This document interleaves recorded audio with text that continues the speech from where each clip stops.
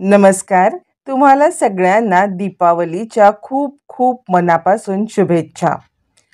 ठरलं तर मग या मालिकेच्या 31 ऑक्टोबरच्या जबरदस्त भागामध्ये इकडे आता प्रतिमा आणि सायली भेटतात. सायलीला खरं तर प्रतिमाच्या प्रेमाची, आधाराची म्हणजेच आपल्या आईच्या प्रेमाच्या आधाराची खूप खूप गरज असते आणि त्याच वेळेला प्रतिमा येऊन डोक्यावरती हात ठेवते आणि आता सायलीला भरून पावतं. त्याच वेळेला सायली म्हणते, प्रतिमा त्या तुम्हाला कसं समजलं की या सगळ्यामध्ये मला मला तुमची गरज आहे, मला तुमची गरज आहे ही गोष्ट तुम्हाला समजल्यामुळे तुम्ही इकडे आलात का? असं म्हटल्यावरती इकडे आता प्रतिमा म्हणते, काय झालंय? तुला बरं नाही का वाटत आहे सायली? तू का बरं रडती आहेस? असं म्हणत आता इकडे सायलीला प्रतिमा गच्च मिठी मारते. सायली सुद्धा रडायला लागते. तिला आपल्या आईच्या आधाराची, आईच्या याची खूप खूप खूप गरज असते आणि त्याचमुळे ती आता प्रतिमाला मिठी मारते.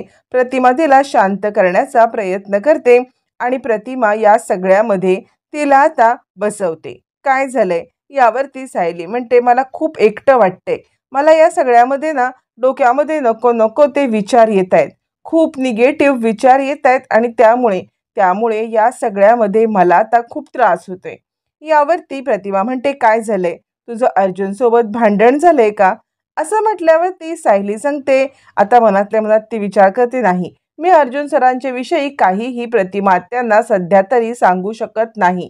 कारण किती काही झालं तरी आमच्यामध्ये जे काही नातं आहे ते नातं मी असं कुणाला उघडं करून सांगू शकत नाही किंवा माझ्यामधले जर मी बोलणं सांगितलं तर खूप मोठा गोंधळ होऊ शकतो. त्यामुळे सायली म्हणते, नाही प्रतिमा आत्या, तसं काही नाही आहे, म्हणजे या सगळ्यामध्ये भांडण वगैरे काही नाही झाले. असं म्हटल्यावरती मग आता इकडे प्रतिमा म्हणते, मग तू का बरं अशी उदास आहेस? एक गोष्ट लक्षात ठेव, किती काही झालं ना तरी सुद्धा मी देवाकडे प्रार्थना नेहमीच करत राहीन. देवाकडे प्रार्थना करेन की माझ्या सायलीवरती कोणत्याही प्रकारचं संकट येऊ देऊ नकोस तू देवा. या सगळ्यामध्ये जे काही संकट माझ्या सायलीवरती येणार असेल ते संकट ना माझ्यावरती येऊ दे. पण माझ्या सायलीला या सगळ्यामध्ये तू आता सुखी ठेव. असं म्हणत इकडे आता प्रतिमा सायलीवरील संकट आपल्याकडे मागते आणि सायली खूपच एकदम इमोशनल होते. प्रतिमात्याच्या तोंडावरती हात ठेवत सायली म्हणते, नाही प्रतिमात्या, तुम्ही असं काही बोलू नका. तसंही तुम्ही तुमच्या आयुष्यामध्ये खूप काही भोगलेलं आहे आणि या सगळ्या उपर माझ्यावरील संकट तुम्ही स्वतःवरती घेऊन स्वतःला त्रास केलेलं मला अजिबात चालणार नाही. तुम्ही स्वतःला बिलकुल त्रास करून घेऊ नका आणि तुम्ही अजिबात हे असं काही बोलू नका. असं म्हणत सायली प्रतिमाच्या तोंडावरती हात ठेवते आणि तिला समजवण्याचा प्रयत्न करते की हे बघा, आता तुमच्यावरती इतकी संकट आलेत ना, तर मी तर देवाकडे अशी प्रार्थना करेन की आपल्यावरती कोणत्याही प्रकारचं संकट आता यायला नको. कितीही काही झालं तरी आपल्यावरती आलेली सगळी संकट टळून जाऊ दे. यावरती प्रतिमा म्हणते, हो, आपल्यावरती येणारी प्रत्येक संकट टळून जाऊ दे आणि माझ्या सायलीला सुखात राहू दे, हेच देवाकडे मी प्रार्थना करणार आहे. असं म्हणत इकडे आता प्रतिमा आपल्या मुलीसाठी सगळी संकट आपल्या अंगावरती झेलण्यासाठी अगदी खंबीरपणे तयार असते. इकडे तोपर्यंत देवाच्या गाभाऱ्यामध्ये दोघी जणी गप्पा मारत असतात आणि सायलीचं मन कुठेतरी कुठेतरी थोडंसं शांत झालेलं असतं. आता या सगळ्यामध्ये प्रिया आतमध्ये यायला निघते, म्हणजे प्रियाने तिच्या माणसांना घेऊन आता आतमध्ये एंट्री करत असते. तोपर्यंत अर्जुनला खूप टेन्शन येतं. कुठे असतील मिसेस सायली? मी त्यांना इतक्या वेळा फोन करतोय, फोन उचलत नाहीये आणि असा कोणता राग त्यांना आलाय की ज्याच्यामुळे त्या माझ्यावरती चिडून निघून गेल्यात? मला खरंच काही कळतच नाहीये की सायलींना काय सांगू, कसं सांगू? असं म्हणत आता अर्जुन कंटिन्युअसली सायलीचा शोध घेत असतो आणि मुळात घरी काय सांगू, घरच्यांना काय सांगू, का सायली चिडून गेल्यात? त्या खरंच माझ्या आयुष्यातून निघून गेल्यात का? एक ना हजार प्रश्न अर्जुनच्या मनामध्ये आता सतत सतत येत असतात आणि खूप निगेटिव्ह विचार करत तो आता सायलीला शोधण्याचा प्रयत्न करत असतो. पण सायली त्याला कुठे दिसत नसते. जसा जसा वेळ जात असतो तसं तसं अर्जुनच्या रागाचा पारा चढत असतो. त्याला काळजी वाटत असते आणि या सगळ्याचं रूपांतर आता मात्र खूप मोठ्या एका त्याला आतून वाटणाऱ्या वाईटपणामध्ये होत असतं. तोपर्यंत इकडे घरी सुद्धा सगळ्यांना समजलेलं असतं की सायली अजूनही भेटलेली नाहीये किंवा सायली अर्जुनच्या सोबत नाहीये. त्यामुळे घरचे टेन्शनमध्ये असतात. घरचे सुद्धा कंटिन्युअसली अर्जुनला सायलीला कॉल करत असतात. त्यावरती चैतन्य तिकडे येतो आणि पूर्णाजी म्हणते, मला तर काही कळतच नाहीये की दोघं पण कुठे गेलेले आहेत. हा म्हणजे अर्जुन आला होता इकडे, पण सायली नाही म्हटल्यावरती तो पुन्हा गेला. मग सायली कुठे गेली? मला खरंच काही कळत नाहीये की काय झालंय, दोघांच्यात काही भांडण झालंय का? इकडे अस्मिताला भूक लागलेली असते, पण सायली आणि अर्जुन आल्याशिवाय घरामध्ये कोणी जेवायला तयार नसतं. सगळ्यांना खूपच टेन्शन आलेलं असतं. त्यातच आता पूर्णाजी म्हणते, काय रे चैतन्य, तुला काही बोलला का अर्जुन? सायली भेटली का त्याला? मला खूप टेन्शन वाटतंय. काय झालं असेल? म्हणजे दोघांच्यात काही भांडण झालं असेल, सायली कुठे निघून गेली असेल का? पण सायली अशी मुलगी नाहीये की कोणत्याही प्रकारचा आजताईपणा करून ती हे घर सोडून जाईल. असं म्हटल्यावरती मग आता इकडे चैतन्य विचार करतो, नाही नाही, मला अर्जुनने या घरामधली सिच्युएशन सांभाळण्यासाठी पाठवलंय. आता या सगळ्यांना सांभाळणं ही माझी जबाबदारी आहे. अर्जुनच्या ॲब्सेन्समध्ये मला ती जबाबदारी सांभाळायला पाहिजे. आणि मग चैतन्य ॲक्टिंग करतो. चैतन्य अर्जुनला फोन लावण्याची ॲक्टिंग करतो आणि तो म्हणतो, हां हॅलो अर्जुन, अरे कुठे आहेस तू? यावरती आता इकडे परत चैतन्यच बोलतो, म्हणजे ॲक्च्युली त्याने फोन काही लावलेला नसतो. तो असंच बोलायला लागतो, अरे हां, सायली बहिणी भेटल्या का तुला? हां भेटल्या ना, मग या निवांत. काय राऊंड मारून येत आहे? या निवांत या. मी घरच्यांना सांगतो की तुम्ही जेवून घ्या, म्हणजे आता घरचे तुझी वाट नाही बघणार. चालेल ना? तुम्ही आपले मस्तपैकी डेट वगैरे करून या की. असं म्हणत चैतन्य खोटं खोटं बोलतो आणि म्हणतो, काही काळजी करू नका, अर्जुन सायली बहिणीला भेटलेले आहेत. अर्जुन आणि सायली बहिणी दोघं जण एकत्रच आहेत आणि तो सायली बहिणींच्या सोबत थोड्या वेळात येतील जरा फेरफटका मारून. तुम्ही इतकी चिंता करण्याची काही गरज नाहीये. पूर्णाजी तू जेवून घे बरं. असं म्हणत आता इकडे खोटा खोटा फोन लावत चैतन्याने घरच्यांना दिलासा दिलेला असतो. पण चैतन्याच्या मनामध्ये कुठेतरी एक गिल्ट असते की आपण या सगळ्यांना दिलासा दिलाय, पण तरी सुद्धा सायली बहिणी भेटल्यात की नाही? अस्मिता म्हणते, बरं झालं ती सायली एकदाची भेटली. म्हणजे कसं आहे ना, या सगळ्यामध्ये सायली भेटल्यामुळे आता मला माझं डाएट तरी हे करता येईल. माझं डाएट आहे सकाळपासून, आता जेवता तरी येईल ना मला. असं म्हणत इकडे अस्मिता बोलल्यावरती इकडे अश्विन म्हणायला लागतो, तुझं आणि डाएट गप्प बस खोटारडे, सकाळपासून 2 डिश नाश्ता करून झालेला आहे. असं म्हणत अश्विन आता या सगळ्यामध्ये तिची आता मजाक करत असतो. तोपर्यंत इकडे आता म्हणत असतो प्रताप की काय झालं रे चैतन्य, ते दोघं जण सुखरूप आहेत ना? चैतन्य म्हणतो, हो तुम्ही काळजी करू नका, ते सुखरूप आहेत आणि आता ते ना लवकरात लवकर येतील, तुम्ही जेवून घ्या. चैतन्य मनाशी विचार करतो, अरे बापरे, मी हे तर ह्यांना बोललोय, मी यांना बोलून यांना तर या सगळ्यामध्ये आता मी समजवलंय की काहीही झालं तरी दोघं सुखरूप आहेत, पण माझ्या मनाला कसं समजवू? मला कसं समजवू की या सगळ्यामध्ये दोघं जण व्यवस्थित आहेत आणि आता दोघं जण कुठे आहेत काहीच कळायला मार्ग नाहीये. काय करू? आता मात्र या सगळ्यामध्ये इकडे आता चैतन्याला अर्जुनची खूप काळजी वाटत असते की अर्जुन कुठे असेल, कसा असेल याबद्दल त्याला काही माहितीच नसते. घरच्यांना खोटं बोलून स्वतः चिंतेमध्ये राहत खरंच सायली बहिणी भेटल्या असतील का? काय झालं असेल? असे 100 विचार त्याच्या मनामध्ये येतच असतात. तोपर्यंत इकडे अर्जुन सुद्धा सायलीला शोधत असतो आणि त्यावेळेला सायली आता प्रतिमासोबत देवळामध्ये निवांत बसलेली असते. दोघी जणी बऱ्याच दिवसांनी आपले आई मुलीला भेटणं झालेलं असतं आणि त्यामुळे तो बॉन्ड दोघं जण शेअर करत असतात. दोघी जणी एकमेकींचा हात हातात घेऊन बराच वेळ दोघी जणी स्तब्ध बसलेल्या असतात. त्याच वेळेला आता इकडे प्रिया आतमध्ये बघायला येते की कुठे गेली ही प्रतिमा, जेणेकरून माझ्या माणसांना हिला मारण्यासाठी पाठवता येईल. म्हणून ज्या वेळेला प्रिया आतमध्ये येते त्यावेळेला सायलीला पाहिल्यावरती तिच्या डोक्यातच तिडीक जाते आणि आता चिडलेली प्रिया इकडे तावातावात सायलीकडे येते आणि सायली तू इथे, असं म्हटल्यावरती ती सायलीवरती उगाचच राग करायला लागते. त्यावरती सायली म्हणते, प्रिया म्हणते, तू गप्प बस, तुला काय गरज पडले ग माझ्या आईच्या मागे पुढे करत बसायची? यावरती सायली म्हणते, अगं मागे पुढे नाही, मी ऑलरेडी इथे आलेले होते, मी आधीच इकडे आले होते प्रिया. यावरती प्रिया म्हणते, तू गप्प बस, तू दरवेळेला हीच नाटकं करतेस, दरवेळेला हेच सगळं बोलत बसतेस आणि माझ्या आईला भुलवतेस. म्हणूनच याच कारणासाठी मी तिला तिकडून घेऊन आले होते माझ्या घरी, पण इथे सुद्धा तू काही आमचा पिछा सोडत नाहीयेस. तू इथे सुद्धा आम्हाला त्रास देण्याची एक संधी सोडत नाहीयेस.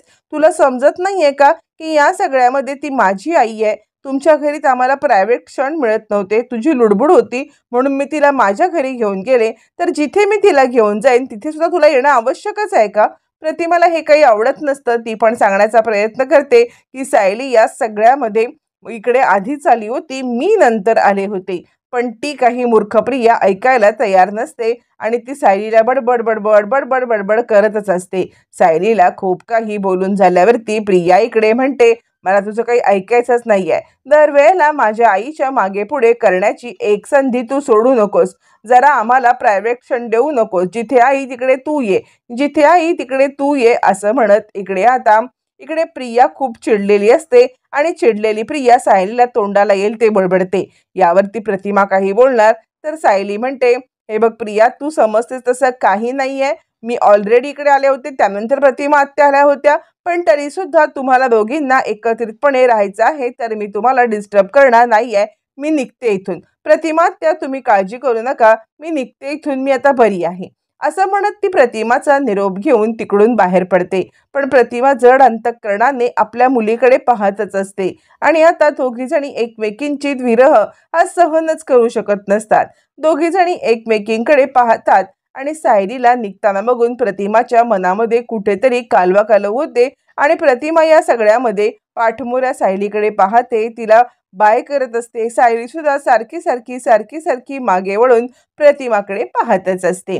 दोघींना ही ताटातूट अजिबात सहन होत नसते आणि त्यामुळे दोघी जणी एकमेकींकडे पाहत असतात आणि बिचाऱ्या दोघी एकमेकींना आता खूप मिस करत असतात. पण अखेर मनाचा निश्चय करून सायली आता प्रियाच्या बोलण्याचा विचार करत ह्या दोघींना एकत्रितपणे राहू दे असं म्हणत तिकडून निघून जाते आणि प्रतिमा मात्र सायलीच्या मागे मागे मागे मागे तिच्या पाठमोऱ्या आकृतीकडे पाहत आता खूप अस्वस्थ होत असते. आता इकडे प्रतिमाच्या मागून प्रिया येते. प्रिया मागून येते आणि आई चल, आता विचारते, काय ह्या सायलीमध्ये हिचा जीव अडकलाय ना, मला काही कळतच नाहीये.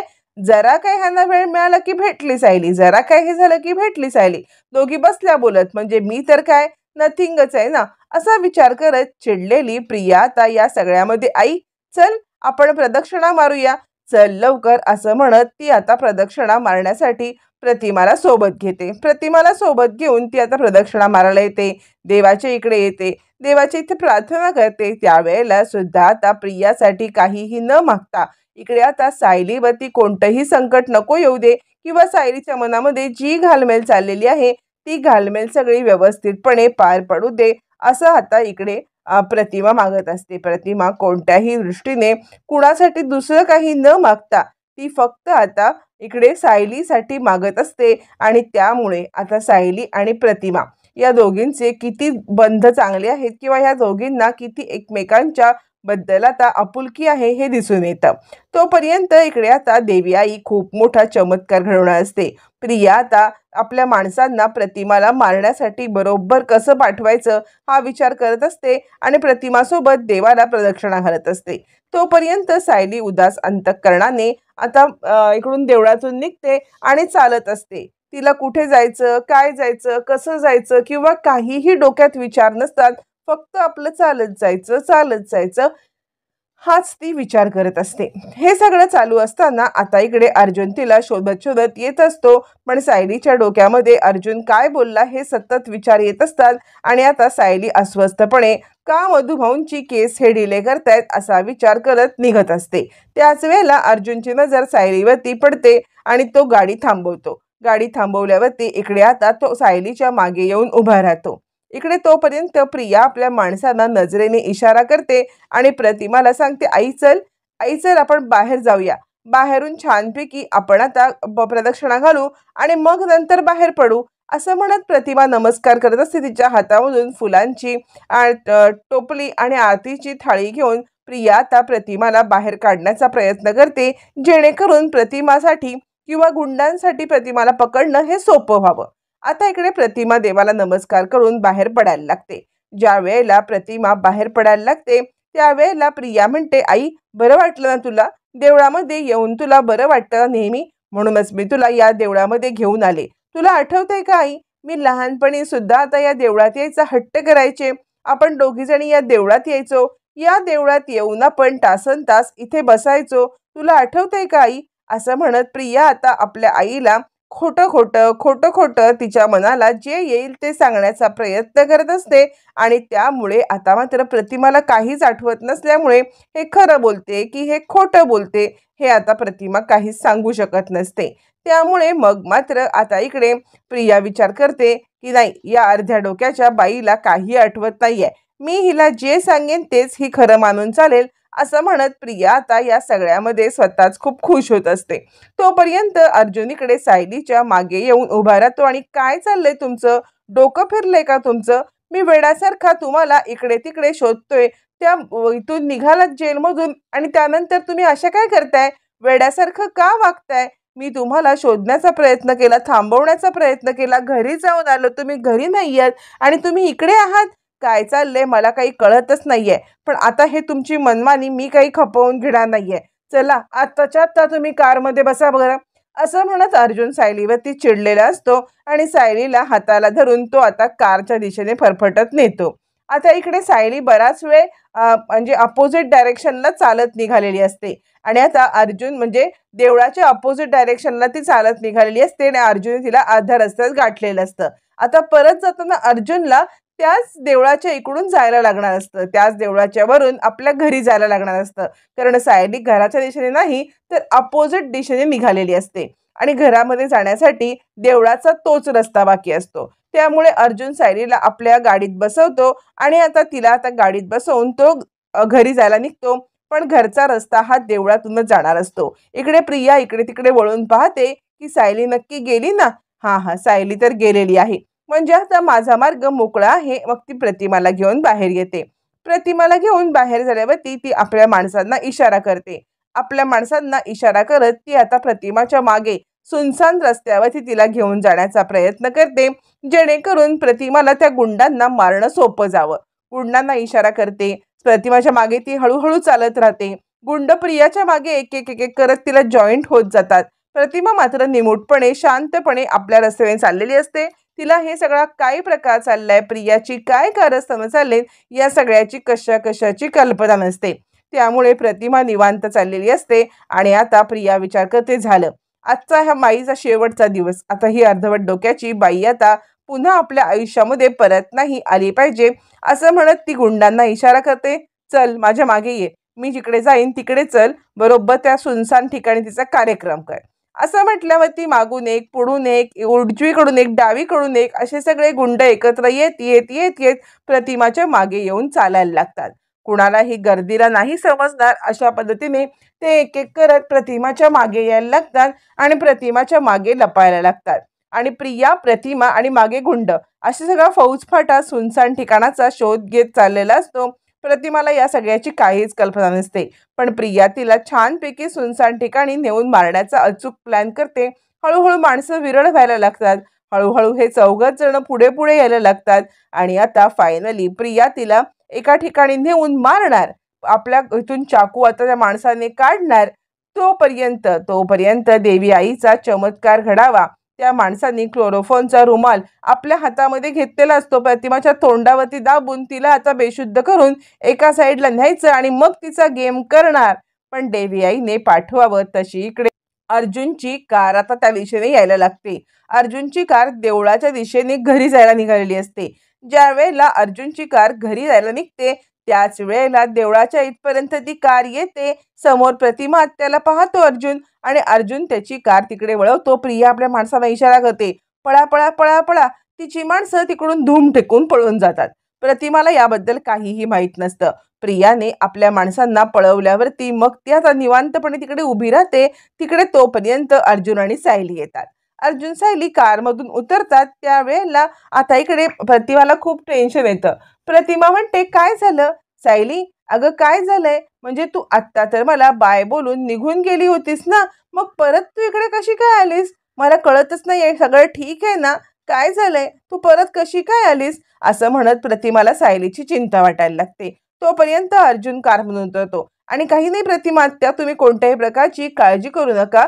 मी आणि सायली घरी चाललो होतो त्यावेळेला तुम्ही आम्हाला रस्त्यामध्ये दिसलात आणि त्यामुळे आम्ही इकडे थांबलेलो आहोत.